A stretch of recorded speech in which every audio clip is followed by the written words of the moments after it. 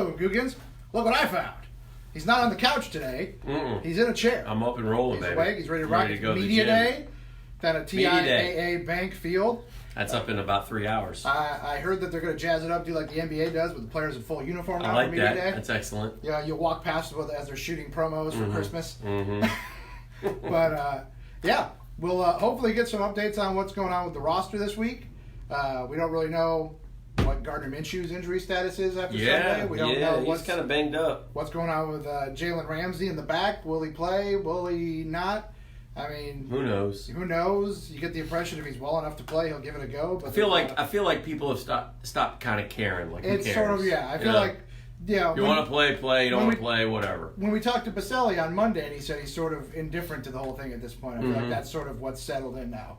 Yeah. Yeah, I kind of feel that way too. a little bit of apathy about the whole situation. I mean, I'd like him to play. I'd like him to play. I'd like him to be here for a long time. But if he Yeah. doesn't want to be here for a long time, then I don't know what you can do about that. And then inevitably, if he doesn't play, then the talk will become, well, why don't they just trade him then? And the Jags don't want to trade him.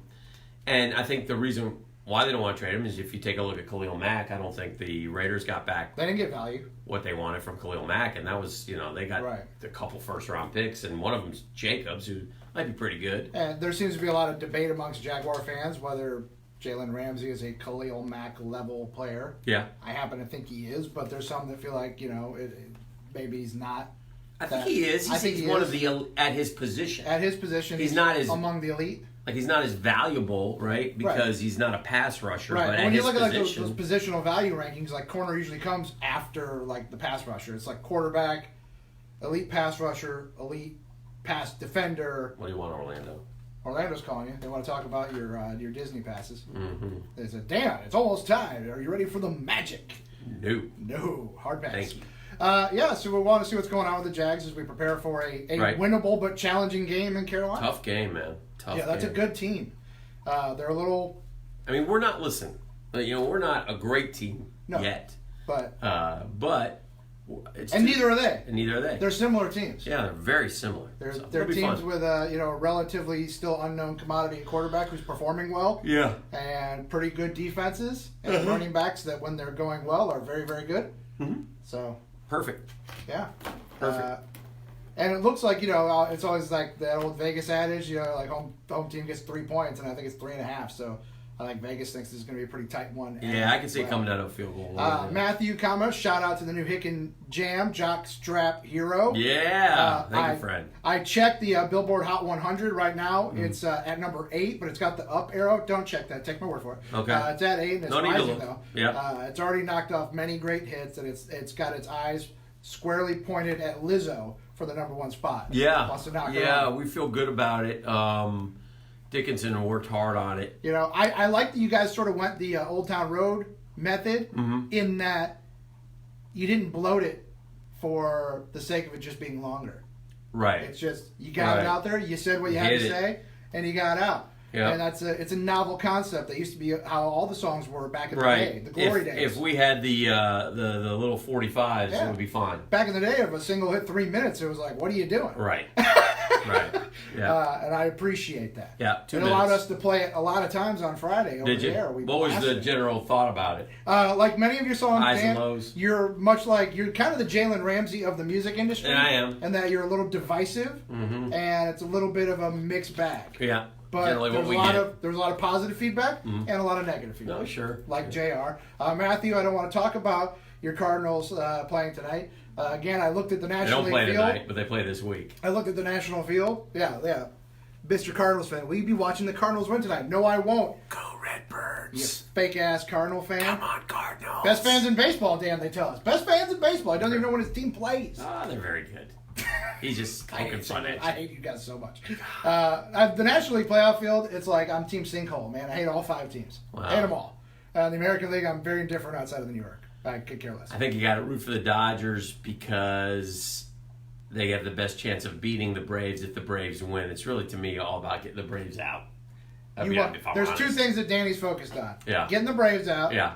And the Huckleberry Hundo. And the Huckleberry Hundo, which I need the Astros and the Yankees. I got to root for the Yankees. Real big on the Astros and Yankees on the Yeah. American League side. Yeah. And he's big on anyone who can beat the Braves. Yes. So right now he's a big Cardinals fan. Yeah. If that doesn't work out, he'll be a huge Dodgers or Nats fan. Yes. Yes. And it will hurt you to root for the Nats if they somehow get past the Dodgers. But if they're playing the Braves, it won't. It won't, because you hate the Braves more. And plus, you got the whole Harper thing. Like it's Right. it's sort of.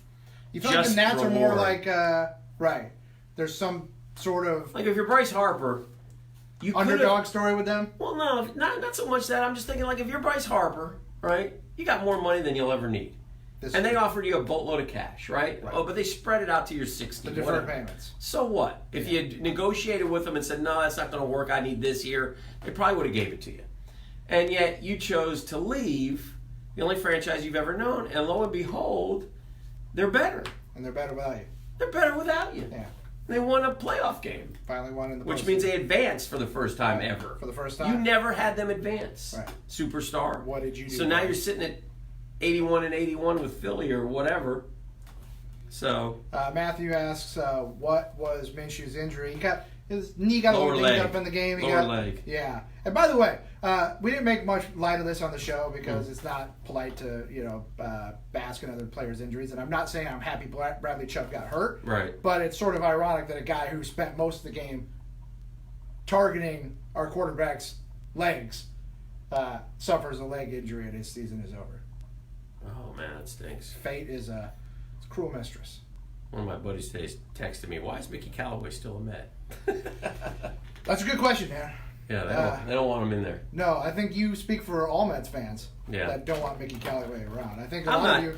They're more hardcore than I am. I'm not indifferent about. I would probably make the change, but I don't think he's as bad as people indicated. Yeah, but I mean, Like patience I get a little annoyed at some of these pissy pot New York media guys who sit there. I just like that term, pissy pot. Yeah, they sit there. Like I was watching one yesterday, and this cat's sitting there, and he's like, "I talk to baseball people, and there's no one who can make an argument for Mickey Callaway." Oh, you know what, bro? First off, I don't know that you talk to baseball. Yeah, who are the baseball people? I think you don't like Mickey Callaway, and I think you're just trying to. So that kind of stuff makes me end up rooting for. Which baseball people are you talking about? Are you talking about the same slappies who filled out a Hall of Fame ballot and only voted for Mariano Rivera? Yeah. Those baseball people? Yeah. Because I don't care what those baseball people think. Yeah. How about that? Anyway. Baseball people. So we'll be back Good luck tomorrow. with David Ross. Yeah, it seems inevitable. Yeah. Future Cubs manager David Ross. Yeah. I'm not saying that's my choice, but that seems to be what the tea leaves are saying. Good luck to Joe Madden in Anaheim. It'd be interesting to see if that's an interesting change because Madden is the kind of manager who wins you games. Correct. And David Ross, you're giving the keys to a good club to a guy who's got zero. Yeah, he played the game. Yeah, he was a catcher. Yeah. Yeah, he sat a lot, so he observed. And there's been a lot of that. First-time managers getting. But it's a different world. Managing now. Is difficult, bro. And you got to have a good guy next to you who can help you along the way. Well, I'm sure, right. You got to know if the organization buys into analytics, and you got to know, are we always going to play it by the book, even though it doesn't make sense, but the analytics tell us to do this.